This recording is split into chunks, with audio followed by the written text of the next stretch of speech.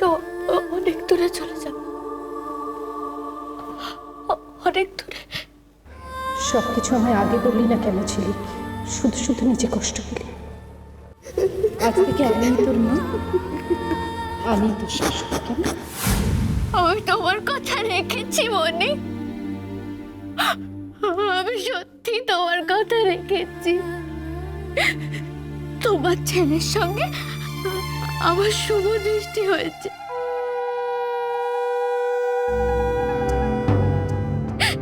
সে সে আমাকে মালা পরিয়ে দিয়েছে মনে।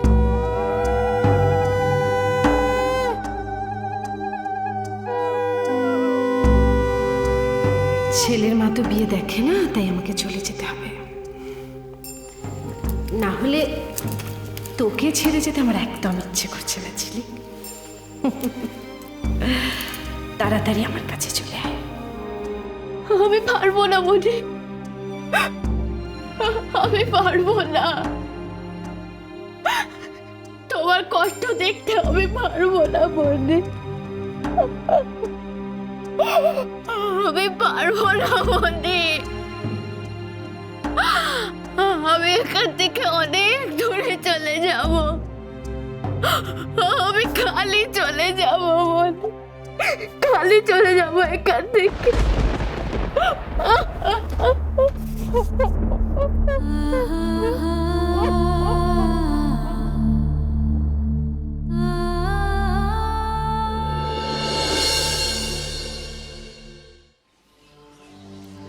দেবেশ, বাবা, আমার মনে হয় মিসেস রায়চৌধুরীকে এবার সবকিছু জানিয়ে দেওয়া উচিত। কি জানাবো বলো তো?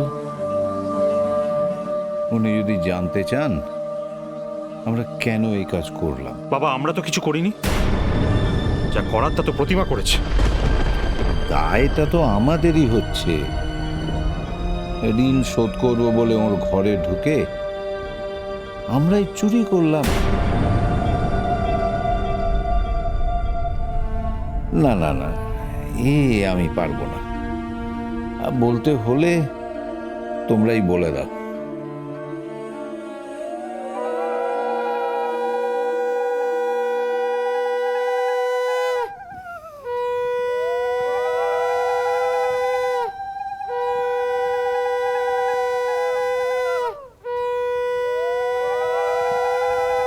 বাবা, ফুলকির রওনা হওয়ার সময় হয়ে গেছে। আপনি আশীর্বাদটা। আমি এখান থেকেই ওকে আশীর্বাদ করে দিচ্ছি মেজ বৌমা। বাবা, আপনার আশীর্বাদ না পেলে আমার মেয়েটা সুখী হবে কি করে বাবা? বললাম তো আমি এখান থেকেই। প্রতিমা, আদিত্যর সামনে গিয়ে দাঁড়ানোর সাহস আমাদের কারণ নেই। আজ তোমার জন্য। মেজবৌদি, তুমি যাও, ফুলকিকে রওনা করে দাও।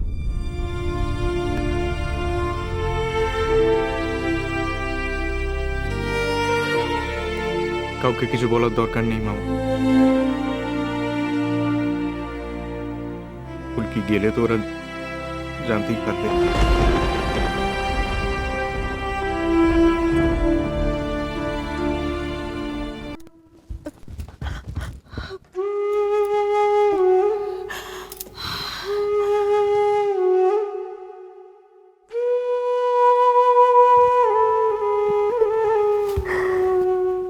মেজবু,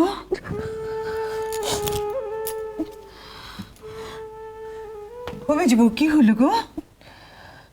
হ্যাঁ, আমি কি কোনো ভুল করলাম পিসিমণি? মা গো মা, এমন কথা কে বলেছে মেজবু? তাহলে কেন সবাই আমার সাথে এরকম করে কথা বলছে? ছাড়ো তো ওদের কথা, ওরা তো সব ওরকমই। তুমি দেখেছো না, দেখেছো না? আমি যখন দীপুর হয়ে কথা বলতুম তখন তোরা এইভাবেই আমাকে কথা শোনাতো মেজবু। তাই বলি কি আমি দীপুর হয়ে কথা বলা ছেড়ে দিয়েছি নাকি? তুমি বা তোমার মেয়ের হয়ে কথা বলা ছাড়বে কেন? চলো দেখি, চলো। যাও, গিয়ে হাসি মুখে নিজের মেয়েকে বিদেয় করো, যাও যাও।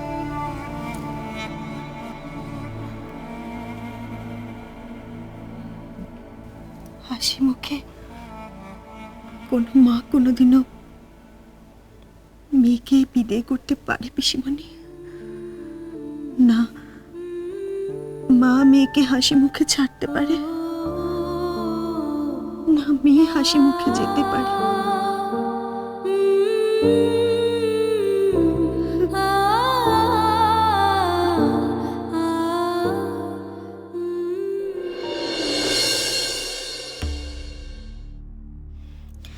মাকে ডাকো না, দেরি হয়ে যাচ্ছে তো। বাবা ফুলকি, তোর তো দেখছি এ বাড়ি থেকে যাওয়ার খুব তাড়া। মাইমা, কি করতে হবে? নাও তাড়াতাড়ি বরকনেকে বরণ করো, দেরি হয়ে যাচ্ছে না। দাদা বৌদি ওরা আসবে না? না, ওরা কেউ আসবে না। বাঁচা গেল, ওরা এলেই আবার দেরি হয়ে যেত। মা, তুমি আমায় আশীর্বাদ করে দাও তো, ওতেই হবে।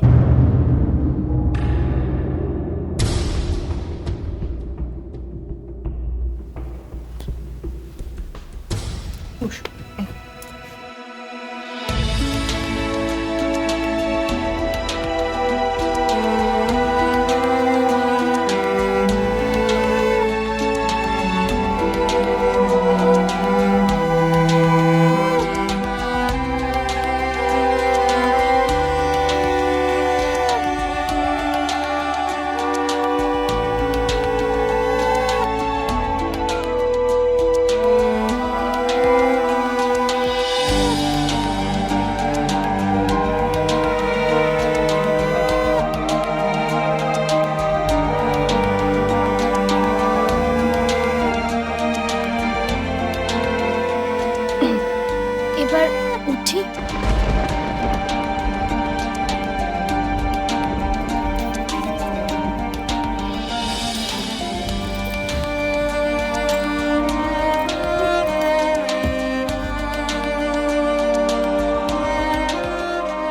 মা, তুমি কাঁদছো কেন? আমি তো বেশি দূরে যাচ্ছি না। তোর কষ্ট হচ্ছে না? কষ্ট কেন হবে? এখান থেকেই তো এখানে,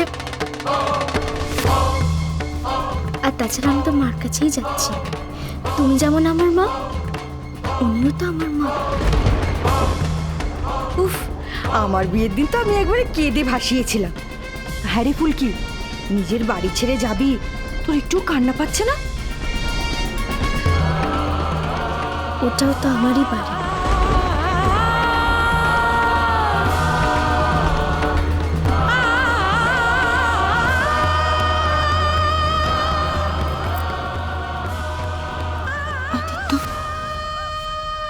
আমার মেয়েটাকে দেখো। হ্যাঁ,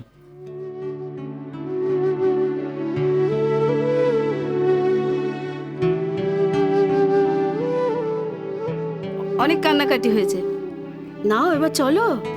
হ্যাঁ চল মা, রাধা মাধবের কাছে গিয়ে আশীর্বাদ নিবি। কেউ তোর কথা না শুনলেও রাধা মাধব তোর কথা ঠিক শুনবে, তোকে ঠিক আশীর্বাদ করবে।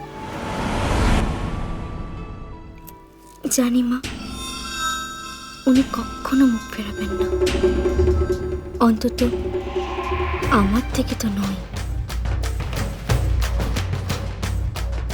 যে তোকে দূরে ঠেলে দিল, যে তোর মুখ থেকে একবারও মা ডাক শুনতে চাইলো না, তার জন্য তুই এত কিছু করলি। আর যে তোকে আপন করে নিল, যে বুকে আগলে রাখলো এতদিন, যে তোর জন্য তোর মুখ থেকে মা ডাক শোনার জন্য অপেক্ষায় রয়েছে, তাকেই তুই তোর ঠেলে ফেলে দিলি। আমি যাব দীপু কাকা, আমি ওই বাড়িতে যাব। তোমায় ছাড়া